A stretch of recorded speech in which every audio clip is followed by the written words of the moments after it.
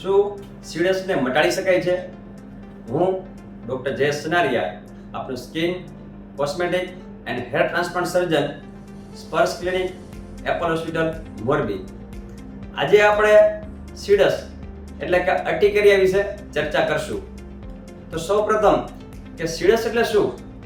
Seeds એટલે કે ચામડીનો એક એલર્જીથી થતો રોગ છે, જેમાં શરીર ઉપર લાલ લાલ કલરના ચકામા થાય છે, મીઠી મીઠી ખંજવાળ આવે છે અને અમુક કિસ્સામાં શરીર આખું ગોદડા જેવું થઈ જાય છે. અને ઘણી વખત આંખની આજુબાજુમાં સોજો આવે, હોઠની આજુબાજુમાં સોજો આવે, જીભની આજુબાજુમાં સોજો આવે કે જનનાળીઓની આજુબાજુમાં સોજો આવતો હોય છે, જેને અમે એન્જિયોએડીમા કહેતા હોય છે. અને આવા કેસમાં ઇમરજન્સી સારવાર લેવી જરૂરી છે. સામાન્ય રીતે 15 થી 20% લોકોને પોતાની લાઈફમાં એક વખત સીડસ નીકળતું હોય છે. તો આ સીડસ થવાના કારણો કયા? તો સૌથી પહેલા કે ખાસ કરીને એલર્જી. એલર્જી એટલે કે ઘણા લોકોને જમવાની એલર્જી, કે જમવામાં ખાસ કરીને ખટાશવાળી વસ્તુ, આથાવાળી વસ્તુ, ફર્મેન્ટેડ ચીઝ, પ્રિઝર્વેટિવ વસ્તુ જેવી કે આંબલી, લીંબુ, દહીં, ટમેટા, કઢી, ઢોકળા, બ્રેડ, અથાણા, સોસ કે અમુક પ્રકારના પ્રિઝર્વેટિવ ફૂડ કે જે પેકેટ ફૂડ કે ખાસ કરીને મેગી છે, અથાણા છે, સોસ છે કે કોલ્ડ ડ્રિંક્સ એવો ખોરાક ખાવાના કારણે થતા હોય છે.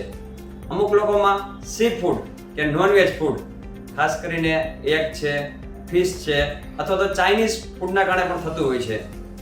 બીજું કારણ કે ઇનહેલન્ટ એલર્જી એટલે કે શ્વાસમાં આવતા અમુક પ્રકારની પડતર ધૂળ છે, અમુક વનસ્પતિની પરાગરજ છે.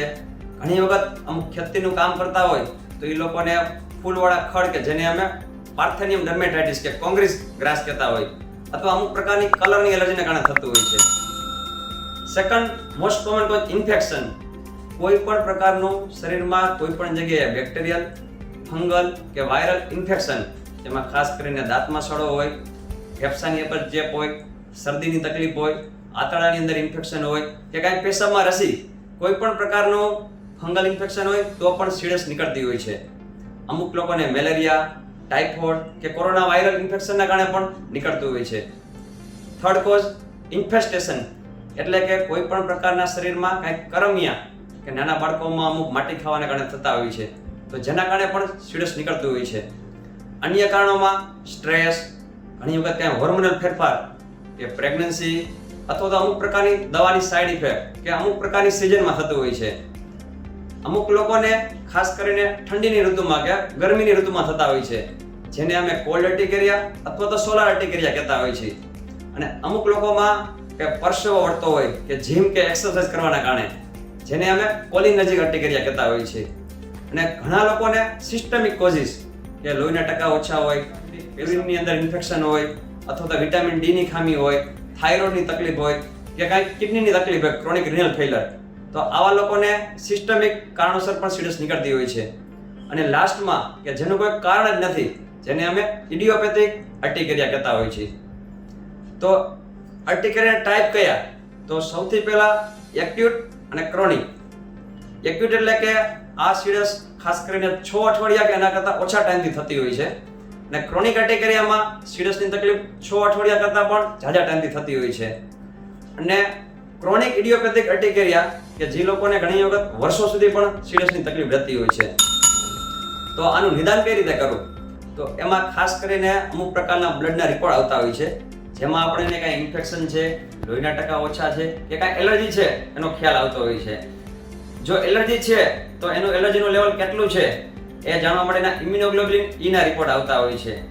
અને એમાં જો એનું વધારે પ્રમાણ આવે તો પર્ટિક્યુલર કઈ એલર્જી છે તો એનું એલર્જેક સ્પેસિફિક એન્ટીજન કે જે ફાડિયાટોક ટેસ્ટ અમે કરાવતા હોય છે, એ એનું કોઝ જાણવા માટે કરતા હોય છે.